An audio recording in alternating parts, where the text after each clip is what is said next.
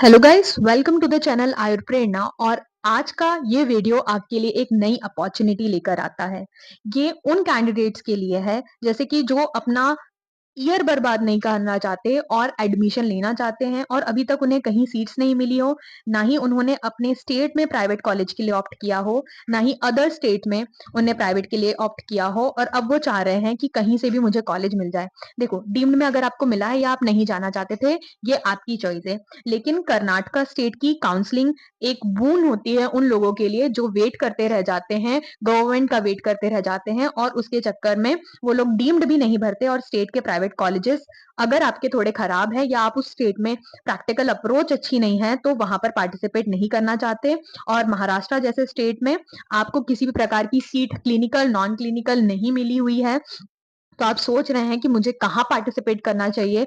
और अगर last counselling देती है, देखो कर्नाटका की काउंसलिंग सबसे ज्यादा लास्ट में स्टार्ट होती है। अब देखो, थर्ड राउंड तक कंप्लीट हो चुकी है बहुत सारे स्टेट्स में और डबल ए ट्रिपल सी का भी हो चुका है, और अब नोटिफिकेशन आया है कर्नाटका की काउंसलिंग का।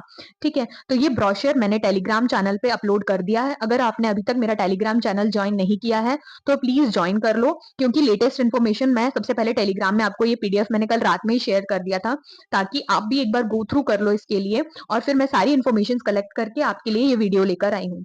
ठीक है, अभी कुछ प्रॉब्लम भी चल रही है, हम इस वीडियो में सारी चीजों के बारे में बताएंगे कि ये नोटिफिकेशन क्या है, ये कर्नाटका काउंसलिंग का ब्रोशर आ चुका है, और जो भी चीजें रहेंगी मैं आपको अप टू डेट करती रहूंगी टेलीग्राम चैनल पे। तो चैनल को सब्सक्राइब कर लो, आयुर प्रेरणा को आपको लेटेस्ट इन्फॉर्मेशन यहाँ पे मिलेगी, क्या चल रहा है, कहाँ चल रहा है, और ऑथेंटिक इन्फॉर्मेशन पूरी डिलीवर करेंगे। तो चलो इस वीडियो को आगे चलते हैं।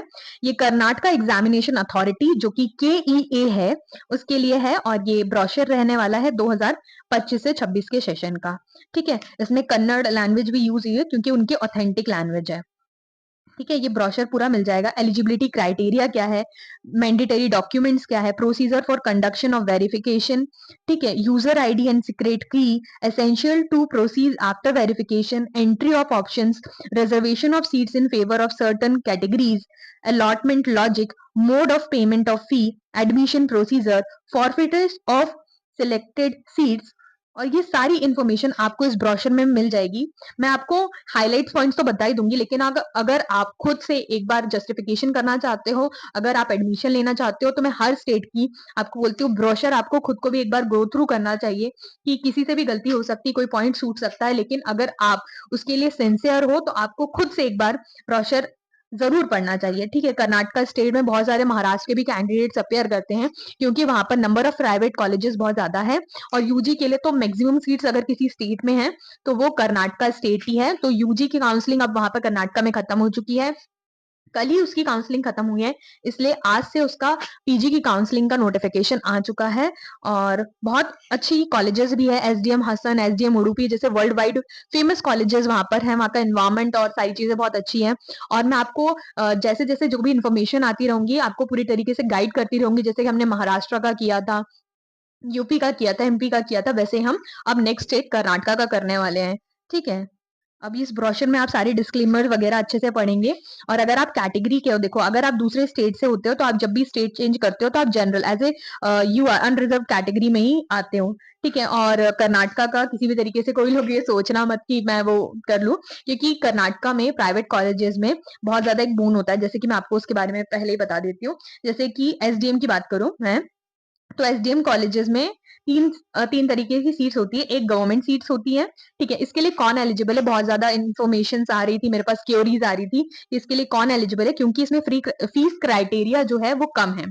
1 लाख समथिंग फीस है गवर्नमेंट सीट पे। प्राइवेट कॉलेज में गवर्नमेंट सीट्स, कर्नाटका में ऐसा होता है कि प्राइवेट कॉलेजेस में गवर्नमेंट सीट है, देखो इसमें स्टाइपेंड तो नहीं मिलता, लेकिन फीस है ना कम लगती है, जितनी बाकी सीट्स लगती है वो नहीं लगती। नेक्स्ट देखते हैं हम ऑल इंडिया कोटा, जिसके लिए आप अपियर कर सकते हो।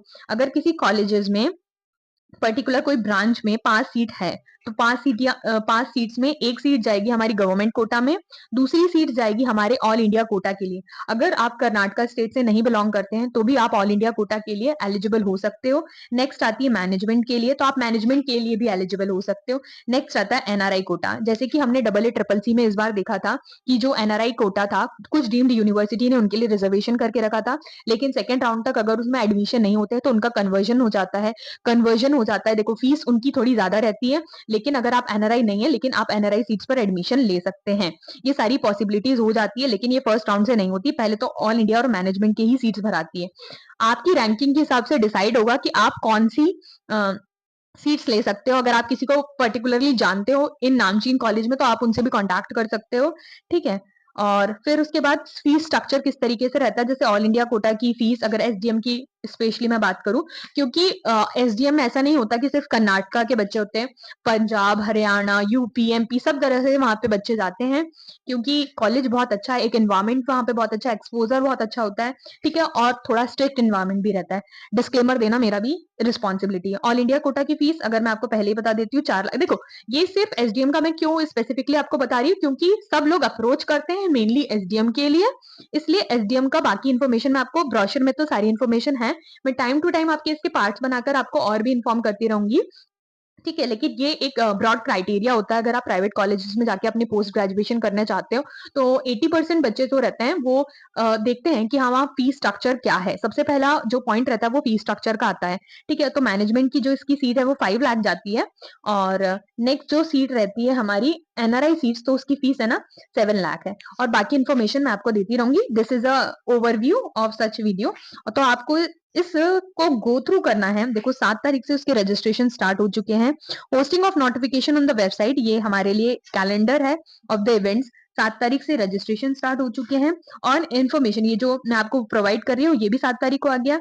ऑनलाइन रजिस्ट्रेशन 4 बजे शाम से चालू हो चुके हैं, और 11 नवंबर तक ही है। कब तक है? शाम के 4 बजे तक।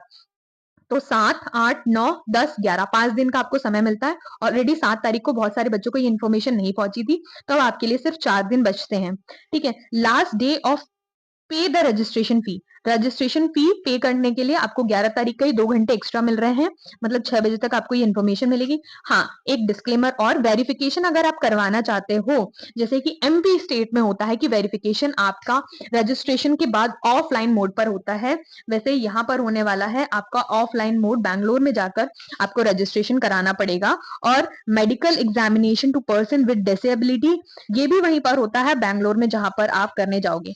क्या रैंकिंग वाइज रहने वाली है, इसके नेक्स्ट पार्ट में मैं आपको इसकी सारी इन्फॉर्मेशन देने वाली हूँ। थैंक यू सो, ये चलो ये देख लो, ठीक है। ये है वेरिफिकेशन शेड्यूल। पहले आप रजिस्ट्रेशन कर लो। देखो, पहली चीज होती है ब्रोशर को जाओ, रजिस्ट्रेशन कर लो। नेक्स्ट जो चीज रहती है वेरिफिकेशन की, तो वेरिफिकेशन का डेट शेड्यूल आपके सामने है, ठीक है। ऐसे आप वेरिफिकेशन करवाने के लिए आपको उस रैंक के हिसाब से कि आप किस रैंक में लाई कर रहे हो वहां पर जाना है, ठीक है। शेड्यूल रहेगा बीएचएमएस का, बीयूएमएस का और बीएमएस का, क्योंकि बीएमएस के सबसे ज्यादा कैंडिडेट्स होते हैं, इसलिए उनके रजिस्ट्रेशन की डेट स्पेसिफिक कर ली गई है कि 1 से लेके 2000 तक को कब जाना है, ठीक है। टाइमिंग भी है कि अगर पर्टिकुलर डेट में किस टाइम में जाना है, किस टाइम स्लॉट में, जैसे 3 टाइम के सेशन रहने वाले, ठीक है। बाकी इन्फॉर्मेशन मैं आपको नेक्स्ट वीडियो में दूंगी। स्टे कनेक्टेड विद आयुर्प्रेरणा अगर आप चाहते हो कि ऑथेंटिक आयुर्वेदा इन्फॉर्मेशन लेना चाहते हो, ठीक है। Thank you so much.